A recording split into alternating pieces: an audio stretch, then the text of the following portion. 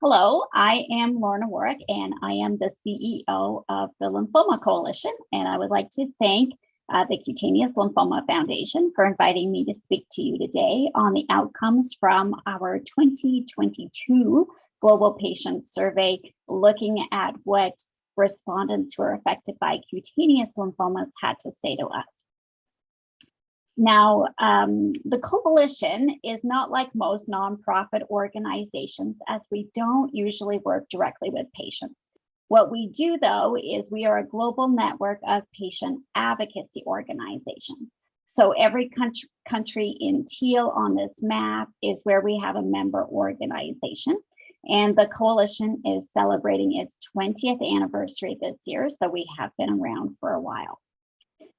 What we do at the coalition is we strive for care equity. Now, equity is a very purposeful word here. There are people in the world who get better health care than others. So equality, if we were going to use that, would say that we need to give everyone exactly the same amount of support, but that would still leave some people without adequate health care as they are starting at a large disadvantage. So you can see this person here, even if they're getting exactly the same help as the others, they still can't see over the fence to watch the game. But instead, equity means we help people the amount that they need to be helped to ensure they have access to the same opportunities.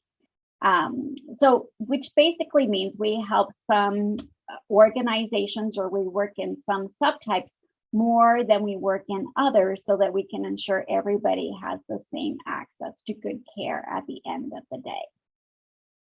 And this is our mission statement. You can read it, but it focuses really on collaboration leading to improved care. So of course, we work with our member organizations, but we also work with doctors and nurses and other health professionals. We work with other organizations that take care of cancer globally, like we do, and officials with responsibilities for cancer care, and pharmaceutical companies, because of course they play a big role in research and what medications and treatments are available for patients. So there are many people who contribute to a patient's health. So here, when we look at our mission statement, there's a focus on global local, which just means that anything we do at the global level as the coalition has to somehow lead to positive change locally for patients so they have better care. And then a big focus for us is evidence-based. So really is a focus on what does the data or the research say to guide what we do, as it increases our ability to engage with many of the stakeholders that we are trying to work with. So Lymphoma Coalition focuses their work in two areas. One is information and the other is advocacy. So information, because we need to make sure that people are up to date in this ever-changing world of lymphomas. There are more than 80 subtypes, and each of the subtypes have a different diagnosis pathway, different treatments, and different outcomes. So it is a challenge to stay on top of all of this information. And there is a lot of research going on in lymphoma, so it is changing frequently, as well as the fact that we have more information or better technology so we can diagnose in different ways. For instance, we've been working with the Cutaneous Lymphoma Foundation on information, obviously on cutaneous lymphomas for our patient groups in Europe. And that's because CL is a rare subtype. And so for a local group, they may see 1 or 2 people a year with a cutaneous lymphoma, and they may not have information available, and they don't have the resources to create it. But we can help them with that by connecting them with each other, by connecting them with the Cutaneous Lymphoma Foundation, and giving them some good information. When we look at advocacy, a lot of the work that we do is on access to treatments. And that includes, for instance, we have done some work with the Cutaneous Lymphoma Foundation on ensuring a drug that is often used in early stage disease remains available, because the company who produces the drug was looking at taking it off the market. And now they're not, so no worries. as well as helping with access to the new therapies that are coming out. And this all leads to the Global Patient Survey. I just wanted to give you a little bit of background because one of the tools we use to support all of our efforts is the Global Patient Survey on Lymphomas and CLL. This is a survey that we do every 2 years in the even years. So we just ran a survey at the beginning of 2022. But over the years since we've been doing this, which is since 2012, we've had over 28,000 people, almost anyways, 28,000 people respond to the survey over those years. So it's a lot of data we've collected. This survey itself ran from February to April and was available online in 19 languages, so lots of people could participate easily. When we develop the survey, we actually do look at what's going on in the patient landscape, what we learned from the previous survey, and then we work with our patient organizations to make sure that the questions that we're asking are really reflecting the experience of patients and caregivers. So we did ask the Cutaneous Lymphoma Foundation and others that work in this space around the right questions to ask those with cutaneous lymphomas in this survey. And then we do some analysis, of course, of the results, and we look at them large scale. So we look globally what's happening. We look at country, we look regionally, so what's happening in Europe. And then we do look at by subtype, which is what we'll talk about today in cutaneous lymphoma. And when we have those results, we do publish them. So we publish some reports that we make available. A CLF will get a copy of the cutaneous lymphoma report, for instance, as it may have some impact on their own work and what they should or might need to focus on. We present the results at conferences. This includes professional conferences. We do a lot of work communicating what we learn to healthcare professionals because, of course, they have a lot of say in the care that an individual patient is going to get. And then we do create programs directly that help patients and try to close some of the gaps that appear or we see in the survey results. And just a note that it's really important that we're having those conversations with healthcare professionals because sometimes we need their help to create these new programs that will address the gaps that we see in patient care. And this is just an example of some of the reports that we create. So in the middle is an example of some of the tools we created for cutaneous lymphoma, and on the side, something to help with cancer-related fatigue, which is a big issue for many patients. So when we look at the data from this year for cutaneous lymphomas, I just want to say if you participated in the survey, thank you. I know it takes a bit of time to get through it. But the information is really valuable and we will use it in our efforts to improve care. So we appreciate it.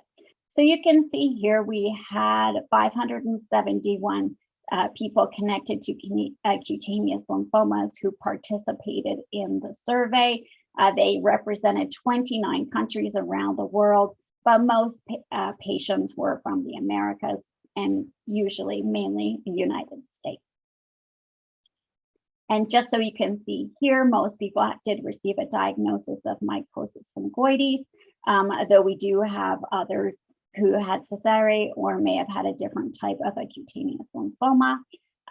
Most of the participants were female, but it wasn't that significantly high above the male participants.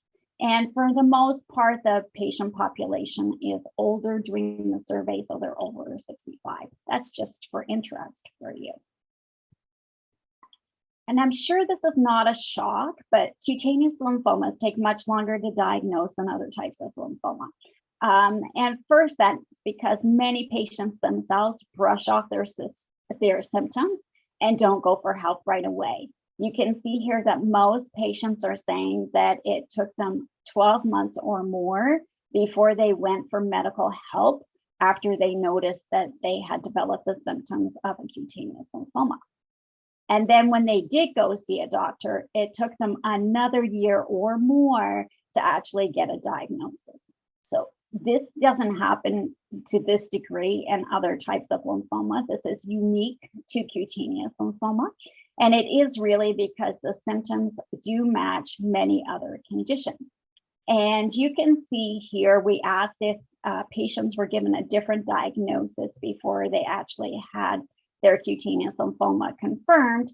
And we asked if they had received one other diagnosis or if they received multiple incorrect diagnoses before they got the right one. And when you add those two up, it's 2/3 of patients actually got an incorrect diagnosis to begin with. And this is just a list of things that they may have been diagnosed with allergies, eczema, and psoriasis being the leading things that patients noted in the survey. But I should also note there were things like people were told that it was just a psychological response, and some people were just told some things where the doctor was obviously brushing them off, and that is really unfortunate. But also shows from a patient perspective that it's good to speak up and keep going back when you know there is something wrong with you. Your own advocacy here is what led you to eventually getting diagnosed. Now, 78% of those who got the wrong diagnosis did actually receive treatment for the wrong thing. I don't want you to worry about this too much because in a lot of cases, the treatments are actually used for multiple diseases. So even though you may have had the wrong treatment, it doesn't mean that it would not have been able to help you with your cutaneous lymphoma. I am not saying from that it's good that you had the wrong diagnosis or that your diagnosis was delayed. Absolutely not. There's lots of education to be done here with doctors to make sure when they see persisting symptoms that they are doing a biopsy so patients are getting the right diagnosis. Now I'm going to look more into what is important to patients. And we asked about coping with living with cutaneous lymphoma, which is for most people a chronic condition that cannot be cured, and you'll be living with it for a really long time. And we asked, how do you cope with that?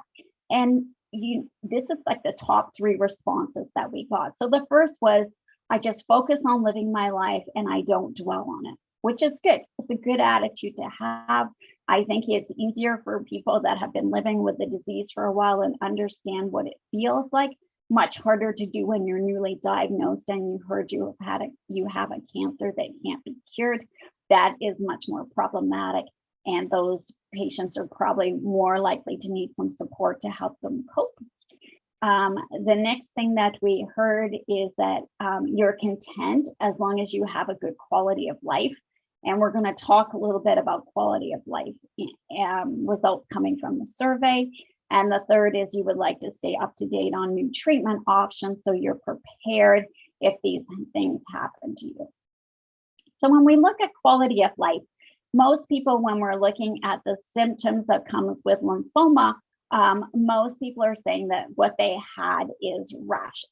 And you can see here with the little representation of the stick figures, 9 out of 10 people are saying that they had rashes or lesions or some kind of skin effect. That is what they notice right away about their disease.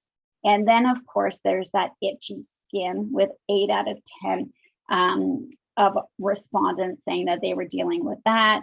And then the third one, actually, though, is fatigue with 6 out of 10 people saying that they had that. And fatigue is interesting for us because when we ask then about were your treatments able to alleviate the symptoms of the disease, you can see here that for both skin rashes and lesions and for itchy skin, a proportion of patients are able to have that resolved or at least eased by treatment, but only 1 out of this group of 6 patients that had fatigue were actually able to be, were helped so that went away with treatment.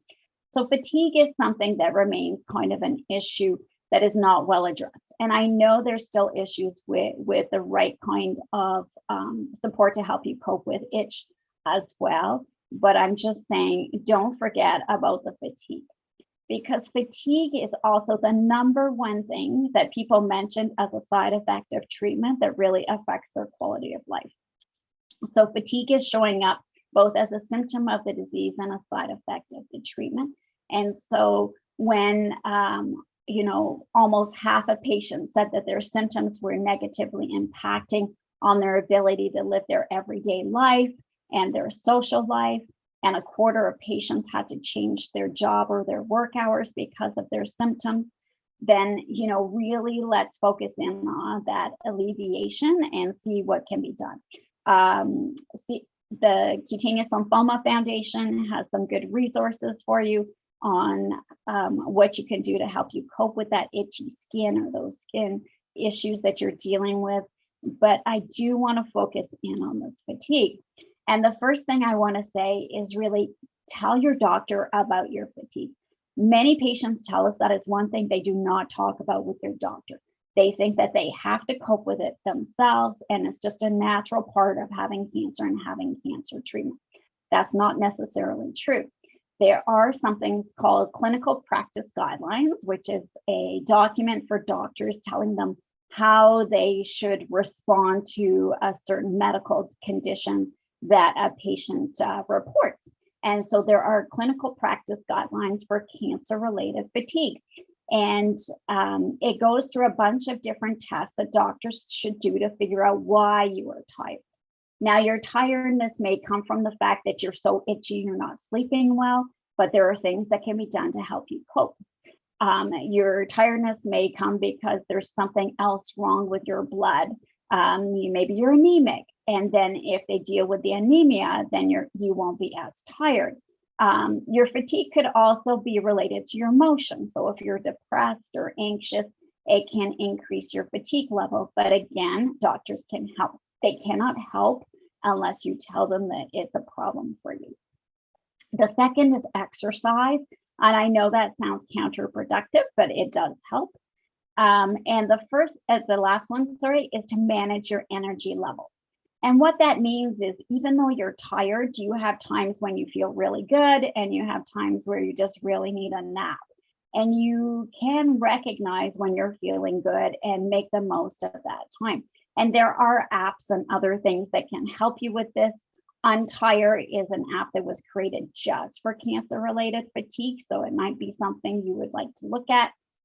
It does have a fee associated with it, but if you want to use it, we can get you a coupon code so you can use it for free. So just let us know. You can do that through the Cutaneous Lymphoma Foundation.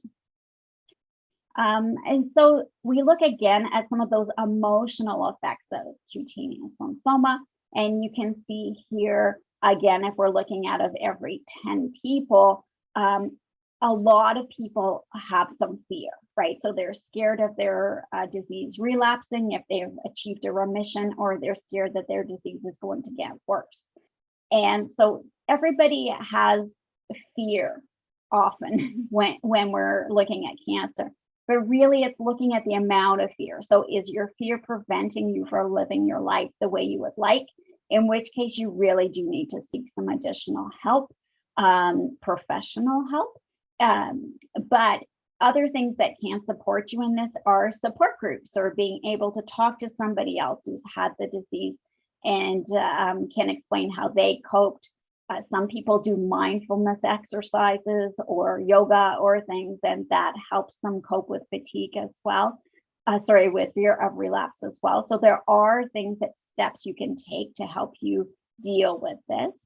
Of course, there's some people that are focused on their physical appearance and how that has changed with the disease. And 3 out of 10, or about a third of people, are dealing with anxiety or depression. So then we said, did you actually tell your doctor you're having these issues?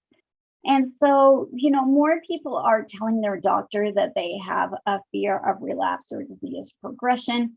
Less people are telling their doctor that they feel anxious or depressed. Again, we do encourage you to tell your doctor, because there are steps they can take to help you. Now, one thing I will say with these emotional effects of the disease, When we asked if the doctor followed up to those people that actually spoke up about it, 60% said no. And I know that is really frustrating, but that doesn't mean you shouldn't tell them and see how they can support you. And you can also bring it up again when you see your doctor at your next appointment. But if your doctor is not helping you, then there are other avenues for support, like support groups coming from patient organizations. A lot of organizations have buddy or peer programs when you can talk to another patient. So there are ways that you can find some support yourself. And I encourage you to reach out to your local patient organization to see how they might be able to do that. We also looked into how you're making decisions with your doctor, because when we asked if you were given more than one treatment to choose from, you can see that just over half of people said yes, they were. And that's great. But how do you actually know how to contribute to that discussion? And there are people that simply choose to listen to your doctor, and that is absolutely fine if that's what is comfortable for you, to listen to what your doctor said. But for other people, they want to participate more actively. And so part of that comes down to your information level. How much information do you have and what are you understanding? And you can see here that over half of people thought that they were well-informed or very well-informed, which is great. Though, of course, there's also those people in purple that do need some more information. And it can be a struggle to find good information on cutaneous lymphoma. And where we asked where people were getting their information, these are listed in order. Most people are going to websites. And then they're talking to their medical team. Now, of course, there's good and bad on the internet. Dr. Google is not always right. So we did ask some other questions about their people's sources of information. And really, you know, patients would prefer that their sources came from their doctor so their doctor could tell them where to go on the internet, for instance. But number two was patient organization. And when we actually asked about the websites that patients were going to through this survey, most said, so 2/3, 66%, were going to patient organizations' websites. So what's interesting for us is we see websites as number three. Number 2 and 3 are probably very, very similar, right? Because you're either calling and talking to a patient organization or you're going to a patient organization to get good information that you believed in. And so really it's making sure you're getting into those right avenues for support. A lot of doctors do not tell their patients about local patient organizations, which is unfortunate, but you can find them yourself. And if you need help, please reach out and we can help you find a local organization that can support you. So when we asked again about you making those care decisions with your doctor, now that you have some good information, these are some things that doctors are doing well. So they're letting patients express themselves, they're empathetic, they're explaining things in a way you as a patient can understand, etc. And you can see here the number of people that were reporting this if we were just looking at a group of 10. So it ranges, you know, from about 60% of doctors are encouraging questions and checking that the patient is understanding what is happening. And then a much larger, over 80%, where the doctor is allowing patients to express themselves without interrupting, which is good because sometimes doctors have a habit of doing that. But there are some negative things we're seeing. And again, this is specific to cutaneous lymphomas, where doctors are not asking you questions about your preferences. And they're not asking you questions or providing you with other support that you can go look at. And why is this important? Well, you may have certain things you like to do in your spare time or that you do as part of your work life if you're working that are really important to you. And sometimes some treatments that you have may cause issues that would prevent you from doing those fully. And so it's important that you have a conversation with your doctor about the things you like to do. I like to garden. I like to paint. for instance. So if I take a medication that may cause peripheral neuropathy, which is a numbness and tingling in your hands and your feet, like your extremities, that could prevent me potentially holding a paintbrush or being able to dig in my garden the way I like. So I would prefer to have a treatment that didn't have that kind of side effect, for instance. You know what's important to you. If you communicate those things to your doctor, there's a good chance they can cater your treatment where different treatment options are available to preserve your quality of life, which you all said way back a few slides ago was really important to you. So this is one way to make sure that happens. You have to speak up. And where the doctor is not identifying and recommending other resources and support, ask them. Ask them if there are other things that they should read or learn about. Because if they are not giving you other resources that you can go look at to read up on these potential new treatments that they are recommending for you, then you're only dealing with the information the doctor has decided you need to know. And I'm not saying a doctor is deliberately holding information back from you, but they may not know that it's important to you. So one way for you to know that is to go and read some information about the potential treatment and making some choices or talking to some people that have had it. And so you can figure out if this is the right thing for you. And if the doctor is not doing that, if you noticed in your appointments those are missing, speak up again and ask if they have recommendations. But if not, then maybe approach your local patient organization to find some of that other resources and support to make your best decisions with your doctor. And I do want to talk really quickly about clinical trials, because 3 out of 5 patients never received any information about clinical trials. Yet most patients are aware that clinical trials give you access to the best treatment. It can take a while because most cutaneous lymphomas are rare. It can take a while to get approval for new therapies. So something has come out of a clinical trial and it's been proven that it works for a lot of people, and now it's something that you may be able to access if your disease comes back, or if treatment doesn't work, if the treatment fails you and the disease doesn't go away as planned. So that's how those new treatments come to market, and you understand that. But patients still need to be involved in those clinical trials, or that medication never progresses from that idea, something that works in a laboratory, to something that is available to most of the population. And really, for patients, if you're struggling to get access to the newer therapies, whether that's cost related or just because they haven't been approved locally, a clinical trial can be your best way to do it. And patients in the survey did say their biggest fear about participating in a clinical trial was that they were scared of the potential unknown side effects. And I know that that is true. You don't always know what will come with a new treatment, but look at the phase of the clinical trial. So clinical trials are basically in 4 phases. And the first phase is they're trying to figure out some information, including side effects. But when you look at a phase 2 or 3 clinical trial, it's already been examined in another group of patients, and they have a pretty good idea of what side effects are going to come with the new treatment, and they can tell you about it. So ask lots of questions.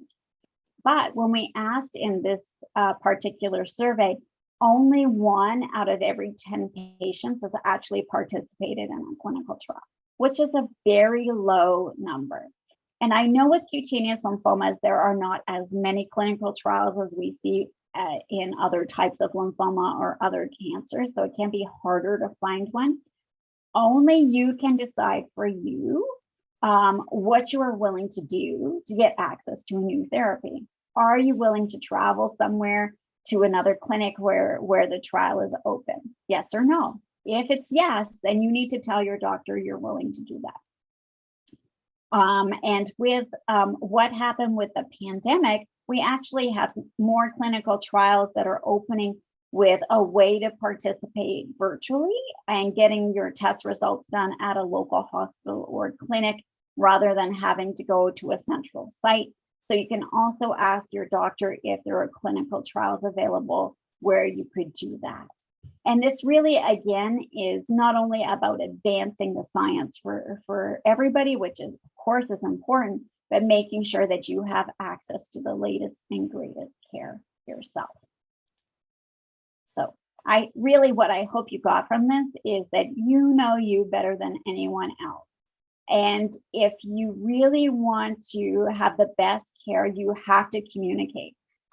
Whether your doctor asks you or not, tell them about the biggest issues that are affecting you, because your quality of life is important.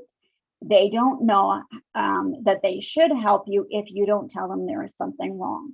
Even in that limited time you have available with a doctor, write a list, go in with them, tell them, I have some questions to ask, I have some things to tell you. Tell it to the nurse as well. She may be able to help make sure that the doctor addresses those issues that you're facing and can help direct you to other resources that maybe can help you cope with whatever you're dealing with. Make sure that you're educating yourself. Some people are quite happy only knowing what the doctor wants to share. And if you're that person, that's perfectly fine. Of course, you have to do what is best for you. But for other people, make sure you're learning about your disease and about the treatments that are being offered for you. But make sure you're getting that information from good, credible sources, whether those are connected to the hospital where you receive treatment, or if they're coming from a reputable patient organization like the Cutaneous Lymphoma Foundation. And make sure you're getting the support you need. So if the doctor isn't helping you connect to support, again, if you're struggling with emotional issues or struggling coping with some of the effects of the disease itself, and you just want to talk to somebody else, feel free. Reach out yourself to different patient organizations, look online, and I'm sure there are avenues of support for you available. And that is it for me. So thank you for listening. This is how you can find out more about the Lymphoma Coalition and our upcoming World Lymphoma Awareness Day, which happens every 15th of September, and just bring some awareness to lymphomas overall and what we might need to do or can do as a community to improve care. Thank you.